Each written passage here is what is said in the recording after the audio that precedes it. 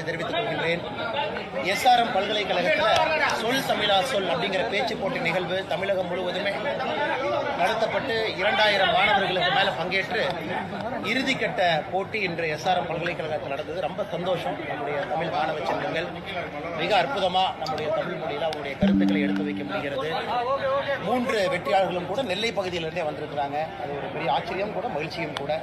எல்லோருக்கும் என்னுடைய வாழ்த்துக்களை தெரிவிச்சுக்கிறாங்கன்னா அந்த கேள்விகளை கேளுங்க. பிரதமர் ஈவென்ட்ல நேற்று முதலமைச்சர் கலந்து கொள்ள ஆனா நான் நேற்றே பேசியிருந்தேங்கன்னா, நேற்று நம்முடைய பிரதமர் அவர்கள் ஒரு விஷயத்தை நம்ம புரிஞ்சுக்கணும். எப்பொழுதுமே ஒரு நாட்டினுடைய பிரதமர் இன்னொரு நாட்டிற்கு அதிகாரப்பூர்வமாக பயணத்தில் இருக்கும் பொழுது நேரடியாக அந்த நாட்டினுடைய தலைநகரத்துக்கு தான் வருவாங்க. அது மரபு. ஆனா நம்முடைய பிரதமர் நரேந்திர மோடி அவர்கள் தாய்லாந்து பயணத்தை முடித்துவிட்டு, இலங்கை பயணத்தை முடித்துவிட்டு நேரடியாக நம்முடைய தமிழ் மண்ணுக்கு வந்திருக்கிறாங்க.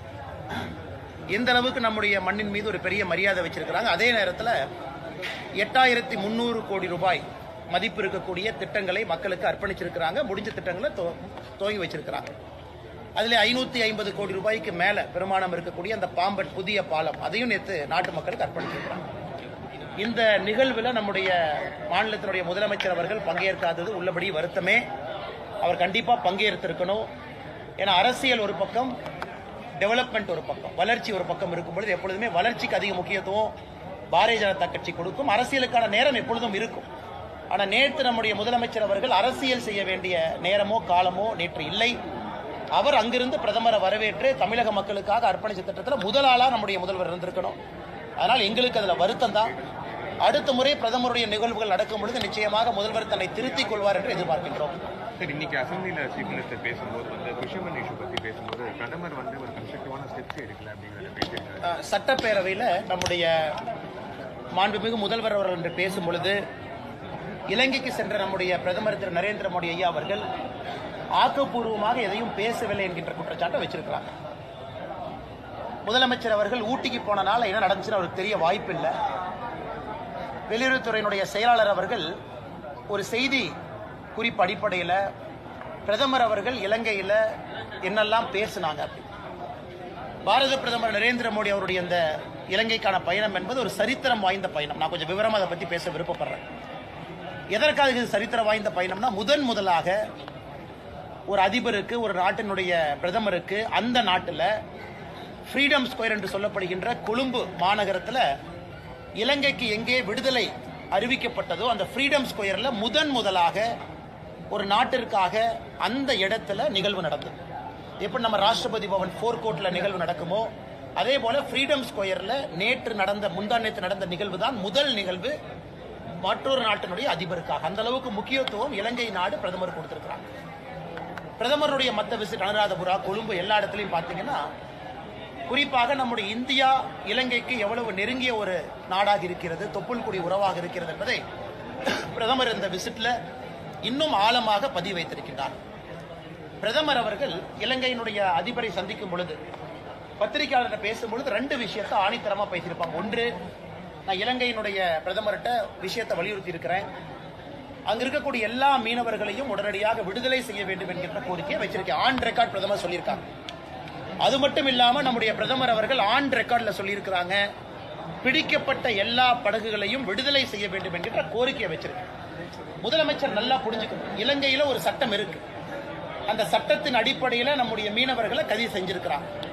அந்த சட்டத்தின் அடிப்படையில் நம்முடைய படகுகளை பிடிச்சு வச்சிருக்கிறாங்க. இலங்கையினுடைய சட்டத்தின் அடிப்படையில் நம்முடைய பிரதமர் பேச்சுவார்த்தையில என்ன பேசின அப்படிங்கறத வெளிப்படையாக பத்திரிகையாளர் சந்திப்பில் சொல்லியிருக்கிறாங்க. படகையும் விடுதலை செய்ய வேண்டும் என்று கோரிக்கை வைத்திருக்கின்றேன், மீனவர்களையும் விடுதலை செய்ய வேண்டும் என்று கோரிக்கை வைத்திருக்கின்றேன்.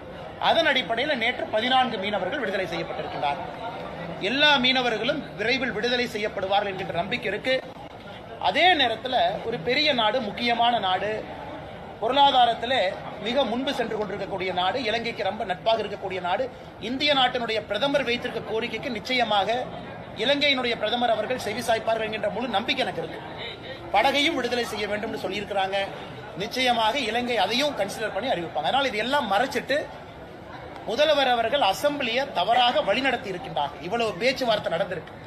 பேச்சுவார்த்தை நடத்திய பிறகு பத்திரிகை நண்பர்களுக்கு வெளிப்படையாக பிரதமர் பேசியிருக்கிறார். நாங்க என்ன பேசியிருக்கோம், அதையெல்லாம் மறைத்து விட்டு முழு பூசணிக்காய சோத்திலே மறைப்பது போல் பொய்யை சொல்லியிருக்கின்றார் முதல்வர். இரண்டாவது, கச்சத்தீவை பத்தி அவங்க என்ன பேசினாங்க அப்படிங்கிறது எனக்கும் தெரியாது, முதல்வருக்கும் தெரியாது, உங்களுக்கும் தெரியாது.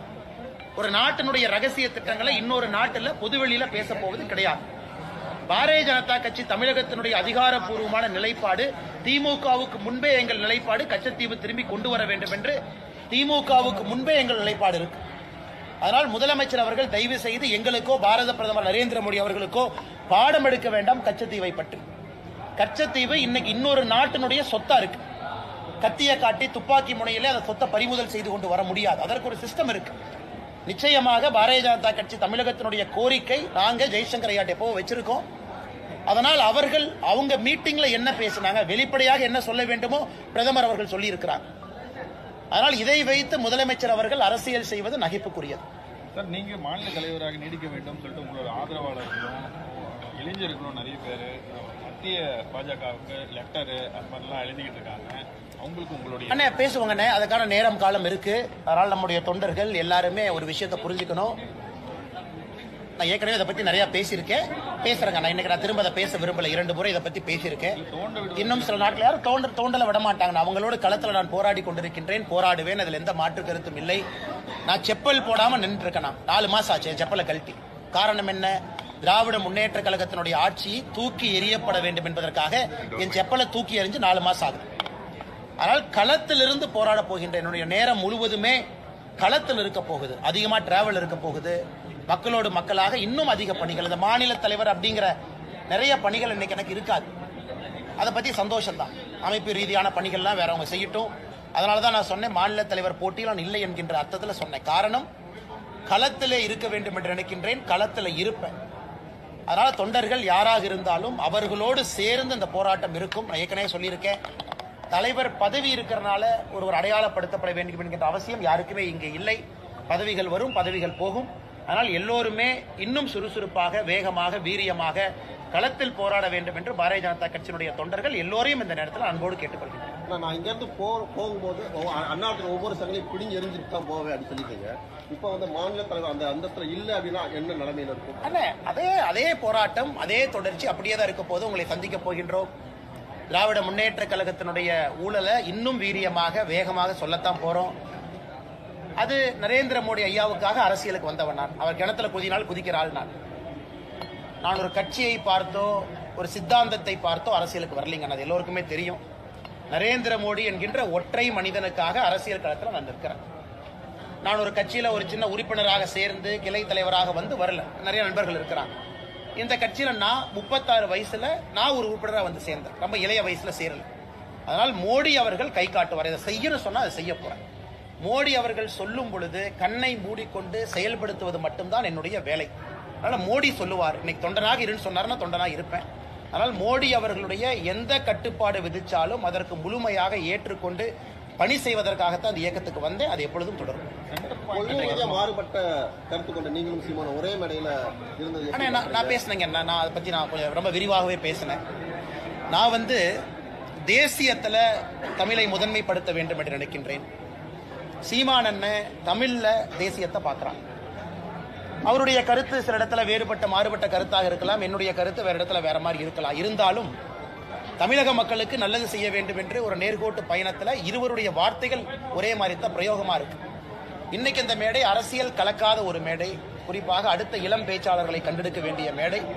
அதில் அண்ணன் சீமான் அவர்களோடு, பேராசிரியர் ஞானசம்பந்தம் அண்ணனோடு, மிக முக்கியமாக பாரிவேந்தர் ஐயாவோடு பங்கேற்றதிலே உள்ளபடியே மற்றற்ற மகிழ்ச்சி அடைகின்றேன்.